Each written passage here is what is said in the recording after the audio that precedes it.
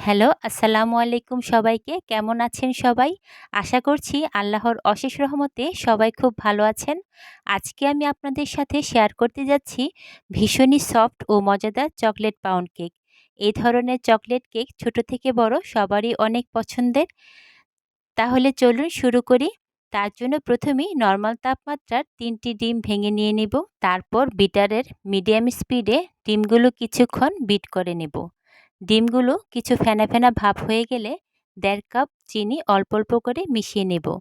চিনিগুলো মিশে গেলে এখানে ১.৫ কাপ পরিমাণ তেল অল্প অল্প করে দিয়ে দেব। চকলেট কেকের স্বাদ বেকারির মতো পেতে এখানে চকলেট ইমালশন ১ চা চামচ দিয়ে দেব। আর এখানে শুকনো উপকরণ বলতে ১ কাপ ময়দা, ৩ টেবিল চামচ কোকো পাউডার ও ২ টেবিল চামচ মিল্ক পাউডার ও আধা চা চামচ বেকিং সোডা দিয়ে ময়দার মিশ্রণটা তৈরি করে নিয়েছি। ডিমের সাথে ময়দার মিশ্রণটা ২ বারে চেলে মিশিয়ে নেব। তারপর স্প্যাচুলা দিয়ে আবারও ভালোভাবে মিশিয়ে নেব, যাতে নিচে কোনো ময়দা দলা পেকে না থাকে। এরপর ৮ ইঞ্চির একটি পাউন্ড কেকের মোল্ডে তেল ব্রাশ করে পেপার বিছিয়ে কেকের ব্যাটারটা ঢেলে দেব।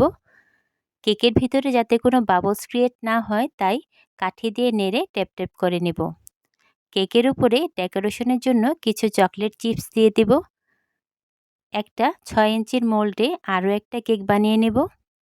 তারপর ওভেনে ১৭০ ডিগ্রি তাপমাত্রায় ৩৫ থেকে ৪০ মিনিট কেক বেক করে নেব।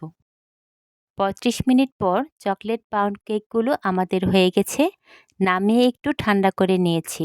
তারপর মোল্ড আউট করে নেব।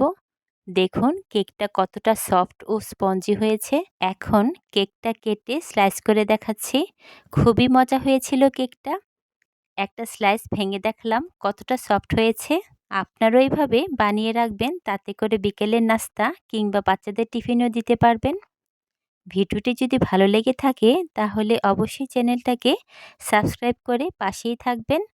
পাশে থাকা বেল আইকনে ক্লিক করে রাখবেন, এতে করে নতুন নতুন সব নোটিফিকেশন আপনারা পেয়ে যাবেন। সবাই অনেক অনেক ভালো থাকুন, সুস্থ থাকুন। আসসালামু আলাইকুম, আল্লাহ হাফিজ।